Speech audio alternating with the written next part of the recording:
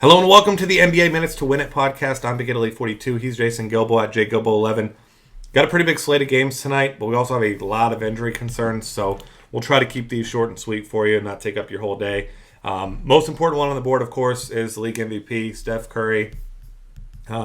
It's not official that he's sitting tonight, but he did not practice yesterday, could sit out for the next couple games, and it's a calf injury. We saw the spread since this morning in the last 3 hours drop from 8.5 to 5. I don't see anyone in the world other than Steph Curry, maybe LeBron James, being worth that many points in a point spread. So while, like we said, there's nothing official, you just check that point spread, that big drop obviously kind of indicates that Steph Curry is not likely to play tonight.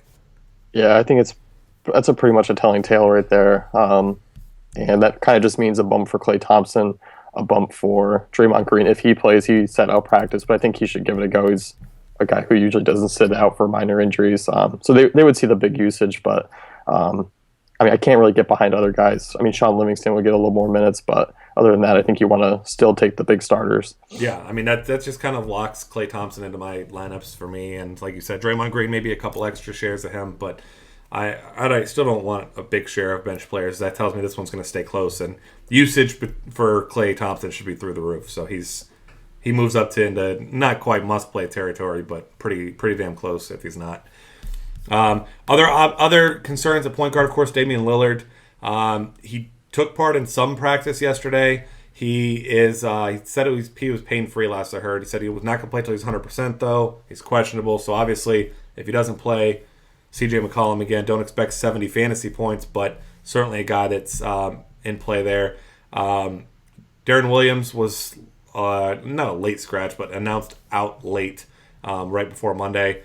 You don't know if he's going to play or not. If he doesn't, of course, you got J.J. Barea, a guy that's going to be popular once again.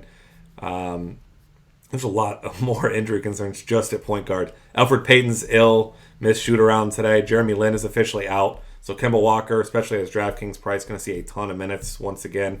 And Emmanuel Mudiay is still going to be out, so you got Jameer Nelson still as a nice value. I mean, that's just point guards. So I think for me, probably still going to be cash games looking at Chris Paul, Ish Smith. But what about you? I like that duo. I think Ish Smith is pretty much a lock for me in this matchup. I do like that kind of mid-range guys of just a little bit cheaper with like Kyle Lowry, Isaiah Thomas, Kemba Walker. I think they got pretty solid floors tonight and definitely can carry the ceiling. Yeah, but Kemba, like you mentioned, those guys in good spots. I guess if guys like Elfrid Payton sit out, Elfrid Payton probably not going to change a whole lot for me, but guys like Evan Fournier probably just going to get even more shots, and he's been quietly playing really well recently, so definitely give him a look too. Yeah, definitely can't trust Scott Skiles there. Yeah, no, not. I would rather not trust Scott Skiles. If this is a 5-game slate, maybe you take your shot, but not for me. Shooting guard, of course, CJ McCollum. We mentioned how important Lillard's status is to him.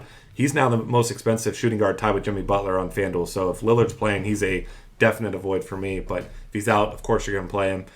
Eric Bledsoe out for the foreseeable future. Devin Booker did see, I believe it was 20 minutes in the first game or this past game. He's facing the Spurs, or I'm sorry, he saw 29 minutes. Facing the Spurs, not a good matchup, not a consistent score anyway. You could throw him some GPPs because he's cheap, but there's no way I'm playing him in cash games. Yeah, I don't like the matchup at all. Spurs are just too lengthy for those spot-up shooters that Phoenix has, so I'll definitely probably avoid that one. He's been shooting well all season. He's shooting 50% from the field, shot 5 of 6 last game against Cleveland, but not in this matchup. No. Alec Burks, another guy who's out still, so Rodney Hood. He's been a guy who's supposed to get a big bump from that. Only played 27 minutes in the last game. He's just a guy that, he has an okay floor for his price, but not a guy that I'm just tremendously excited about playing tonight. Yeah, and he's just crazy. He really does foul trouble. It's insane. The guy just makes so many, non-shooting fouls, I guess you could say, and it's frustrating if you do roster him because that's why he only played a handful of minutes last game. Yeah, absolutely. And then another guy who, if you want to take advantage of some recency bias, J.J. Redick still kind of the number 2 offensive option with Blake Griffin out. Only played 24 minutes, really struggled against Washington, but prior to that, he had 8 straight games with at least 14 real points. So At his cheap price, especially on FanDuel, certainly a guy you can consider really in all formats against a Charlotte team. It's a good defensive team, but his individual matchup, not a bad one. Yeah. I mean, I'll probably keep taking some Redick shots just because he is going to be that number 2 guy for the Clippers. And like you said, the matchup's pretty solid. I think this game's going to be actually pretty high scoring, even though both teams are kind of banged up. Yeah. Will Barton, we still got to mention him. He's seeing mid-30s in minutes, has played between 34 and 38 in 5 of his last 6. So he's a guy, great floor, big upside as well. Matchup against a Portland team that has at times played well defensively, but not a team that I'm worried about. Yeah, it's kind of odd. There's a lot of shooting guard options. I mean, usually we skip over this position pretty quickly. Yeah, I mean, I think Redick, Fournier are probably the guys I'm going to be paying down for, but I'm certainly going Klay Thompson first and foremost. Are you doing the same now? Yeah, definitely. I mean, it looks like Curry's going to be. I definitely agree with you there. Thompson's the guy, but I like DeMar DeRozan. The guy's been really good, averaging 24, 5 and 5 over the last 4 games. And he's playing monster minutes, so it just looks like Lowry and him are huge usage guys, and just, I mean, really thriving in that Toronto offense right now. Yeah, absolutely. Small forward options. Kawhi Leonard, had his biggest game of the season against the Phoenix Suns the first time they met.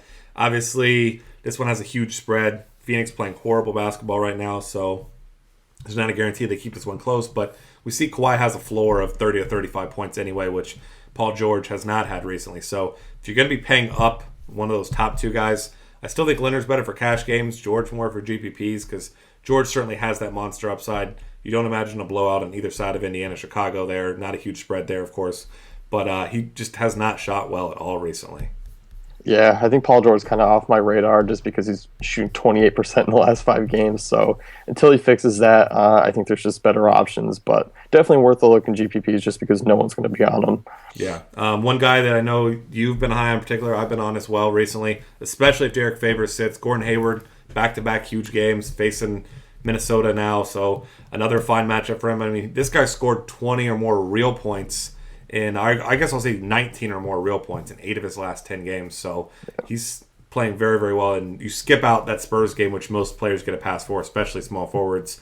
And he's been absolutely tremendous. So if you don't feel like paying for Leonard and the potential blowout or going with George with maybe the risk, I think that Gordon Hayward makes for your best option. Yeah, I really like him. He's been really aggressive lately. He's gone to the free throw line 26 times in the last 2 games there. And you look at the matchup against Philly, he only shot 28% from the field, 6 of 21, still ended up with over 40 fantasy points. So definitely impressive for a guy who did not shoot well at all. Yeah. Nick Batum, probably the other guy that we'd be considering around that price, but he's also questionable for tonight with a toe injury. Doesn't look like it's bad. He should be okay, especially with Jeremy Lin sitting out. I don't imagine he'd sit out as well. But once again, lots of value at small forward. Chandler Parsons' price starting to get up there, but he's playing great basketball right now. Obviously, no Harrison Barnes at the 3 there right now for Golden State, so he's a guy that certainly has potential to have a big game. Omri Caspi is a guy that we're going to see a ton of ownership, you imagine, tonight with the recent big game, but I don't blame you if you play him. The guy was playing well before that anyway. Yeah, Caspi's been really solid, and of course, any matchup against Philly is going to be one to really kind of look at. Yeah. As far as cheap guys, I'd be going cheap somewhere else. There's not a lot of cheap guys at small forward.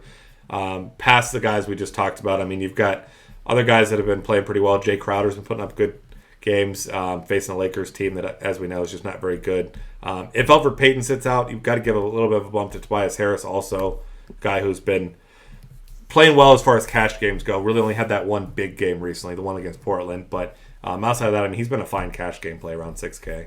Yeah, and Fournier is small forward eligible on DK there for just 5,500. So we talked about him at shooting guard, but he's small forward eligible there, so that's a nice value play. Yeah, that's a really good point there. Power forward, injury concerns, of course. Blake Griffin's still out for the foreseeable future. Draymond Green, Derek Favors, both questionable. Seems like Green likely to play. Favors, no real update, but obviously they're going to take it easy with him if there's concern. The other injury concerns aren't really that relevant ones. David Lee's questionable, has missed the last 2 games, but that doesn't change anything in a significant way. You got Ed Davis, who is expected to play this tonight after missing the last game, but played 31 combined minutes in his previous 2 games, so he doesn't change anything for me either. Yeah, free Ed Davis. That's all I got to say. Someone's got to let this guy get 30 minutes, but Thad Young, probably your like chalk cash game play, the way he's been playing. Orlando, fine matchup for him there as well. Your cheap guy, Taj Gibson, playing 33-plus minutes the last 4 games. If you need a cheap guy, I think that's the way you're going. But outside of that, I mean, there's really no other like slam dunk obvious plays. But one more guy that looks really nice, Nerlens Noel, playing really well recently. If Okafor sits, especially. Yeah. I'm glad I was about to mention him. I'm glad you talked about him because he's been really solid. 18 and 6 with 5 blocks and 2 steals last game against Utah. That kind of says it all about Utah, about how they haven't been as good defensively. And Noel really took advantage of that. So now he gets an easier matchup against Sacramento. Definitely on my radar if Okafor sits, but still worth it. Yeah, certainly. Nobody else really stands out as a great play at power forward. I know there's a guy you're a big fan of in GPPs, and we wish we could trust him in cash games, but he just still doesn't play 30 minutes a game. Yeah, and that's Kenneth Faried. Great matchup tonight against Portland, who kind of struggles against opposing big men. Should be a pretty fast-paced game as well. You do worry about the back-to-back a little bit here just because Faried just hasn't been really consistent, but obviously he has 40-point upside. We saw that with OKC where he dropped 45 DraftKings points in just 29 minutes. So he does have that in his arsenal. I think it's a great matchup, and his price is definitely one to take advantage of just for that upside. Yeah, absolutely. Moving to center, tons of options, as you wouldn't have known. I mean, we were talking about it on the Market Advantage podcast also, but Nikola Vucevic, probably going to be your popular play. 8,200 on FanDuel, 77 DraftKings. The guy has been absolutely phenomenal recently. He's now got 6 straight games with at least 20 real points, at least 8 rebounds in all but one of those games. I mean, this is the guy that's going to be the most popular play. You're going to want to have him. Possibility that DeMarcus Cousins gets suspended for tonight's game. We haven't seen anything yet. So watch that news before you lock him in. But, I mean, for almost $2,000 less, putting up similar numbers, I'll take Vucevic tonight. Yeah, all about Vucci main there. I mean, I'm going to be probably playing him across the board just again. Maybe mix in a little bit of DeAndre Jordan, maybe a little bit of Brook Lopez on DK. But FanDuel, I mean, I can't get away from Vucevic. So yeah, and then one guy we got to make sure we throw in there as well that's been playing well, Marcin Gortat. Even in tough matchups, I mean, the guy's been getting it done. So still prefer these other guys to him, but I think if you want a good option that has a floor and some upside that is going to be overlooked, I think that Gortat has become that guy with all these other good options tonight. Yeah, especially since his price has come up a little bit over the last week or so. Should keep his ownership a little bit lower than where it was. Yeah, absolutely. One last guy is a guy that I've been liking as a cheap play. Still doesn't play big minutes, though. Nikola Jokic, 4,700 on FanDuel, facing off against Portland. He's a GBP guy, certainly not a cash game play, especially with all these other great top options. But if you're going to go cheap, mix it in some GBPs. I don't mind him here. Yeah, I'm with you there. I mean, he's been really pretty consistent. 10 and 7 last night. We were talking about him a little bit, and his assist numbers have been kind of up and down a little bit, but he has shown that he can get 5 assists, which is pretty crazy for a center. But yeah, I mean, I can't disagree with you there. Yeah, absolutely. So that's going to wrap things up here for us for the Minutes to Win It. Find us on Twitter at DF Cafe. Subscribe to our YouTube channel. We've got lots of other content for you at dailyfantasycafe.com.